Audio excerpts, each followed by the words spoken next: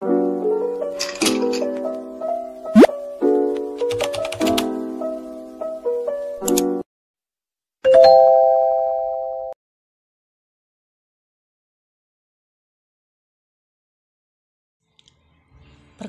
nama saya Irene Valentin Grace Montolalu dengan NIM 200101010023 dari Program Studi Sistem Informasi Universitas Cyber Asia akan memaparkan presentasi mengenai activity report penjualan produk yang telah saya lakukan pada semester ini guna untuk memenuhi UAS mata kuliah pendidikan kewirausahaan. Profil tempat usaha. Tempat usaha kami adalah sebuah warung makan yang menyediakan berbagai hidangan lezat, termasuk nasi uduk, pempek, dan juga jalan kote. Kami berkomitmen untuk menyajikan makanan yang berkualitas tinggi dan memuaskan lidah pelanggan. Nasi uduk. Kami menggunakan beras pilihan yang dimasak dengan santan kental dan rempah-rempah, memberikan cita rasa yang kaya dan aroma yang menggugah selera. Empempek. Empempek kami terbuat dari ikan segar yang digiling halus dan dicampur dengan tepung sagu berkualitas tinggi. Kami menawarkan berbagai variasi pempek seperti kapal selam dan lenjer dengan tekstur yang kenyal. Setiap pempek disajikan dengan kuah cuka khas Palembang. Jalan kote. Jalan kote adalah hidangan gorengan khas Makassar yang terbuat dari adonan tepung yang diisi dengan campuran daging dan sayuran yang sudah dibumbui dengan rempah-rempah. Di tempat usaha kami selalu berkomitmen untuk menggunakan bahan baku segar, berkualitas tinggi, dan proses pengolahan yang higienis. Kami memahami betapa pentingnya rasa dan kualitas dalam makanan, sehingga setiap hidangan yang kami sajikan dirancang untuk memberikan pengalaman kuliner yang memuaskan bagi setiap pelanggan. Daftar isi. Daftar isi terbagi menjadi 5, yaitu 1. Product overview, 2. Promotion strategi, 3. Customer profile, 4. Kompetitor analisis, dan juga kelima, sales report. Pada bagian pertama yaitu product overview, kami menjual 3 makanan, yaitu 1. Pertama, nasi uduk. Nasi uduk adalah hidangan yang khas dari Indonesia. Nasi uduk dibuat dengan cara memasak nasi dalam santan kelapa yang diberikan bumbu rempah-rempah. Nasi uduk yang kami jual, kami sajikan dengan pelengkap lauk lainnya seperti lauk pauk. Beberapa lauk pauk yang kami padukan dengan nasi uduk adalah telur dadar, tempe orak-arik, bihun goreng, dan juga kerupuk. Pelengkap lainnya seperti sambal terasi, kerupuk, dan irisan mentimun segar juga dapat disajikan untuk memberikan variasi rasa, tekstur, dan kelezatan pada hidangan. Kami menjual hidangan nasi uduk ini dengan harga 10.000 per porsinya. Empempek. Empempek adalah hidangan khas Palembang, Sumatera Selatan, Indonesia. Hidangan ini terkenal karena adonan ikan yang digunakan sebagai bahan dasar dan teksturnya yang kenyal. Disajikan dengan timun segar dan juga cuko sebagai saus pelengkap. Pempek kami dibuat dengan menggunakan adonan yang terbuat dari daging ikan yang dihaluskan. Biasanya menggunakan ikan tenggiri, tetapi dikarenakan di daerah kami agak sulit mendapatkannya sehingga kami menggantinya dengan ikan tuna. Varian pempek yang kami jual yaitu pempek kapal selam yang berbentuk silinder dengan isian telur rebus di tengahnya, dan juga pempek lenjer yang berbentuk panjang dan pipih.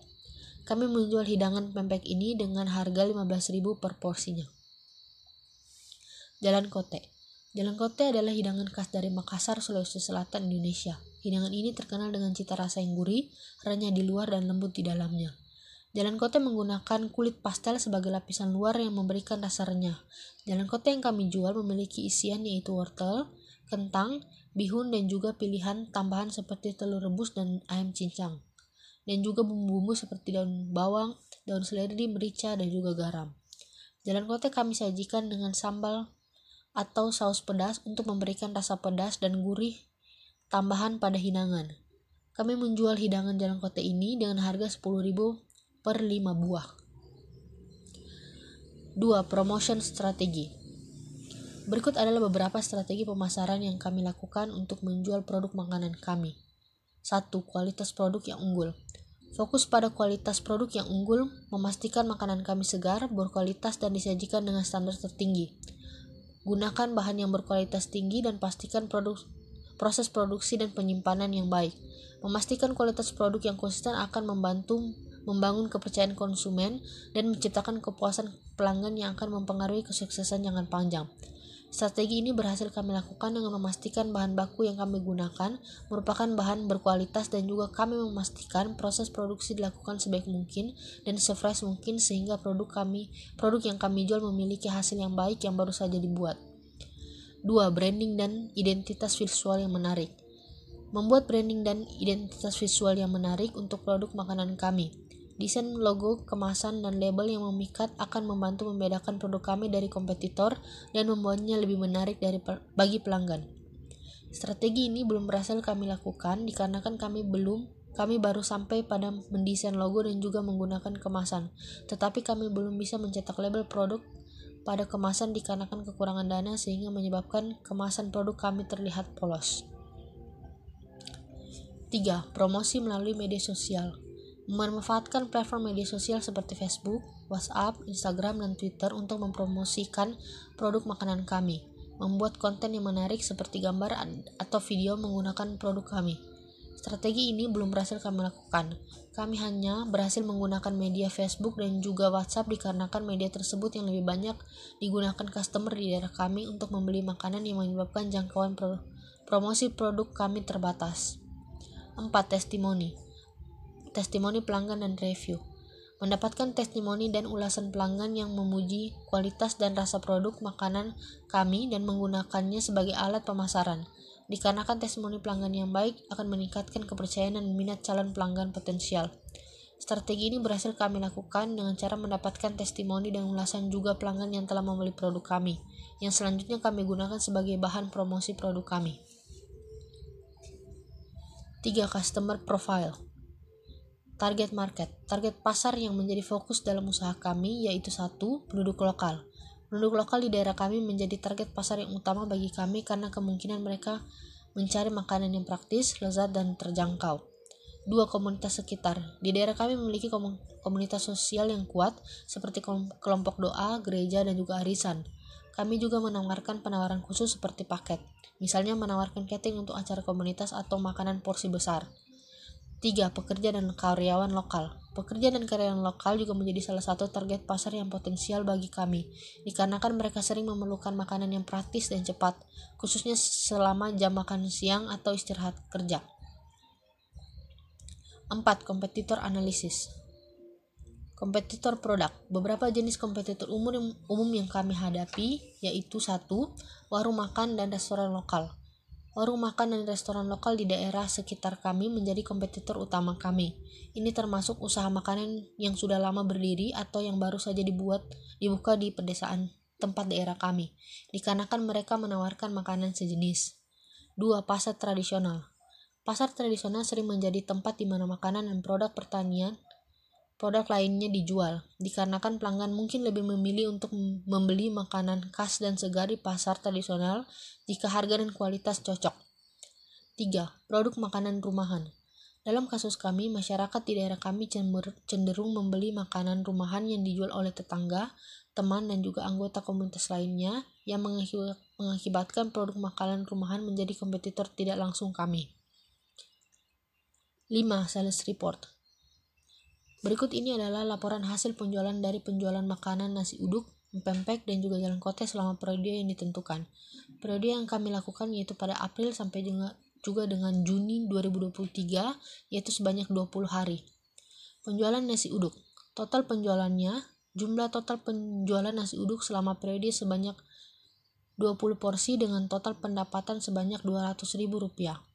Rata-rata penjualan harian nasi uduk selama periode yaitu 1%.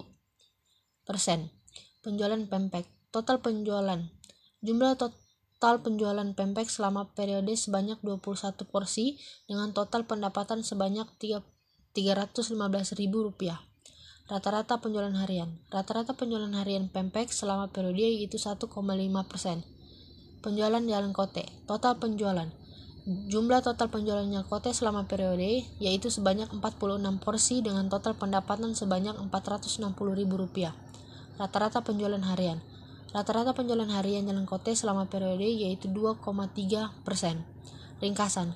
Total penjualan makanan Jumlah total penjualan semua makanan, nasi uduk, pempek, dan juga jalan kote selama periode yaitu 87 porsi dengan total pendapatan sebanyak Rp900.075.000.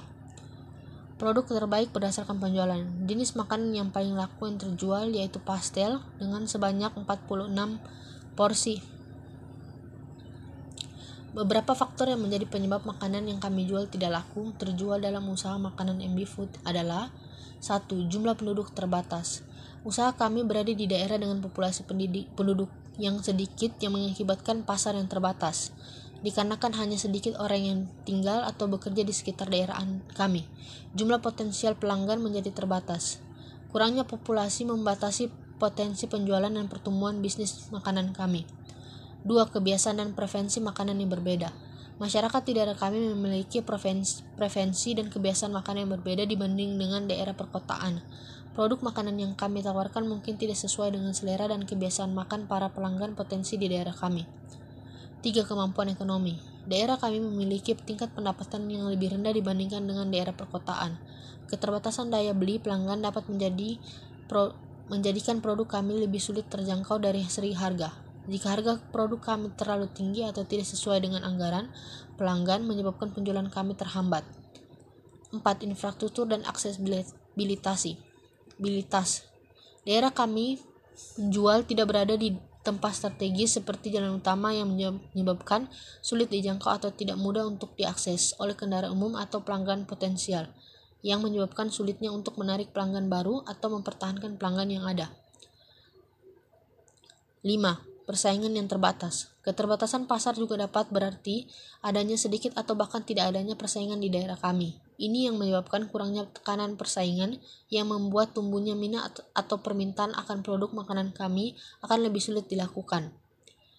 Juga keenam, kurangnya pemasaran dan promosi. Kurangnya upaya kami dalam mempromosikan produk makanan dikarenakan keterbatasan aksesibilitas media di daerah kami membuat sulitnya menyampaikan informasi mengenai produk kepada target pasar yang menyebabkan kurangnya pengetahuan masyarakat tentang produk yang kami tawarkan dan juga belum adanya strategi pemasaran yang efektif untuk menjangkau calon pembeli di daerah kami yang menjadi faktor penyebab.